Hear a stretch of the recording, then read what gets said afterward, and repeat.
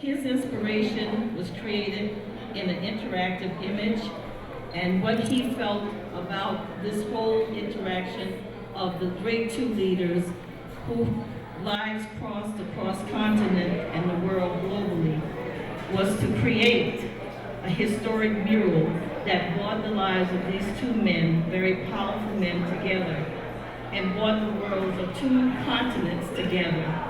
And also, he also created that Dr. King had the ability to see the invisible. He never had the opportunity to meet Gandhi, which I was surprised to know because I always thought he knew Gandhi, but he drew inspiration from his life and the things and his philosophy and the things that he taught, and Dr. King followed him in our movement. It is an honor to install this interactive exhibition, and when you get over here and start seeing how it works, you'll be very thrilled because it's very exciting and very educational, and our students who watched us install it have been having a wonderful time with it. So I'm sure all the visitors that will come during the time of this exhibition will have a very wonderful time. It's very prestigious, and they will also learn a lot. Believe it or not, young people of this generation, they don't teach about King and Gandhi in our high schools anymore, and our students really don't know much about the movements, sadly to say. They don't know anything about Gandhi, and a lot of students who came down said, well, who is that? So this exhibit is going to help them with the history lesson and make them connect some things that we have forgotten. I always tell our students, there's a proverb, as long as the hunter writes the story, the lion is the killer. Until the lion writes his own story, we never know the truth. And this lion has written the story of our people, our two people meshed together. And to your right also is a picture of the Long Walk. That does not have anything to do directly with this exhibition, but all of the leaders, there are many world leaders who have walked down that long walk, including Martin Luther King, when he got his honorary doctorate here. Also down that walk was Haile Selassie when he got his honorary doctorate here. And still today, down that long walk, individuals walk when they graduate from this university. And so these two worlds connect very strongly. So the red carpet and everything here is symbolic. And if you read the writing on the bottom there, and I won't go through that, then you'll understand why we have that.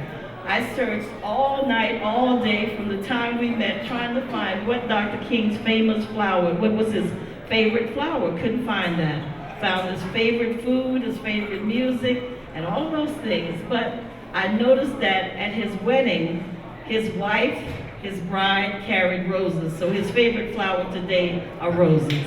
So with that, I introduce our star, our artist, Bharat.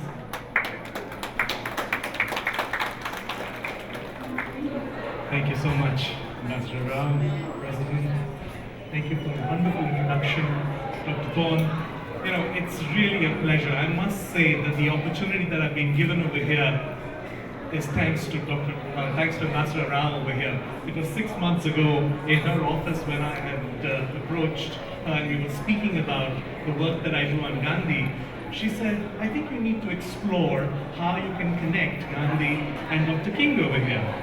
And at that moment of time, you know, as a person who's creating, you have this personal affinity to what you do. And I said, you know, I don't know how I can do that. Can I do it? I cannot do it. And I had all these questions. And then Mr. Dharan has been corresponding with me over the last 6 months, and it evolved. And something very interesting happened when it was evolving. I was given an opportunity to speak to a few, about 1,200 students in India, and I spoke to them about tea, salt, and whites only, and I called it a recipe. Everybody said, a recipe? Are you going to speak to us about a recipe? And I said, yes, I'm going to speak to you about a recipe of protest. I connected the Boston Tea Party with the Salt Satyagraha, the Salt March of Mahatma Gandhi, with the March on Washington. And everybody says, how do you do this? Well, the truth of the matter is that the Boston Tea Party was against the East India Company. The Salt March was also against the East India Company. And Gandhi was the first person who was racially discriminated in South Africa who decided to, take up the cause. And he inspired leaders in South Africa and in America, like Dr. King. And that's how the connection formed. Well, the whole story is a longer story. It was a 90-minute session. I won't go into it. I'm going to request Ambassador and the President to inaugurate the wall because I'd like to show you all how you can interact with this wall.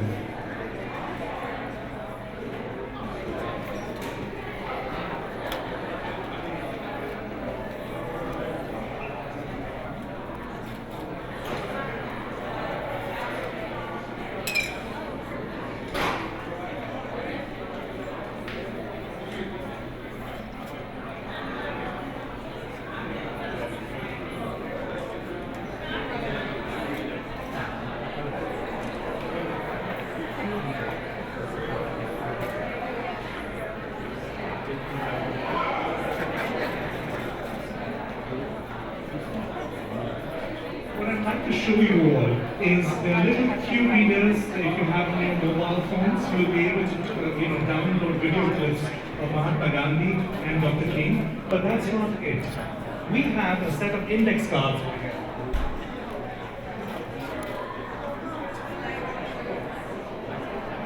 These are index cards that we have over here, and behind each one there's a question. So I have, how old was Dr. Martin Luther King when he graduated from high school? And the multiple answers that I have over here is 16, 15, 18, and 20. 15? Okay, ma'am says 15. So let's check if she's got the right answer or not. We need to find this photograph on the wall.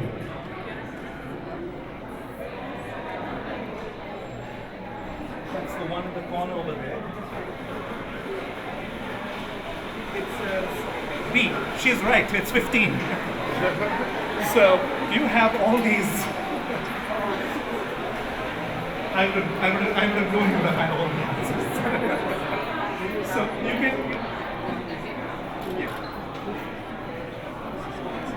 I have a mobile phone over here, so if you have a cue reader, you'll be able to go onto the cue reader.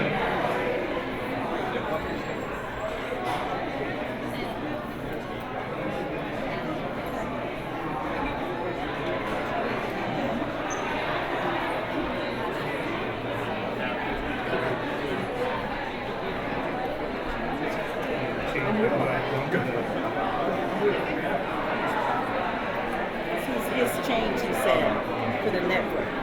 You're connected. Okay. Yes. Yeah, I'm set. Oh, you would be thinking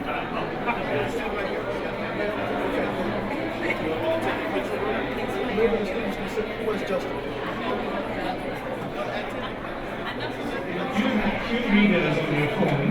You would go onto the barcode that is there, the QR code on the wall, and put your phone over there, and it will start playing video clips of Gandhi and Dr. King.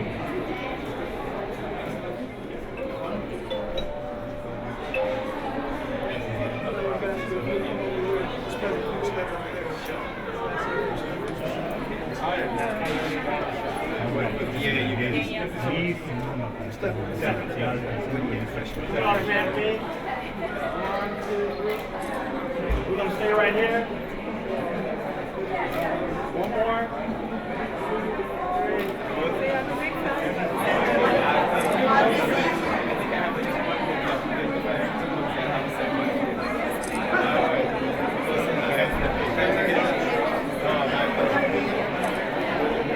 Take the opportunity to actually give Harvard University a book of mine. It's called MKG, Peace, Truth and Ahimsa. It was a book that was released at the United Nations in 2010. President.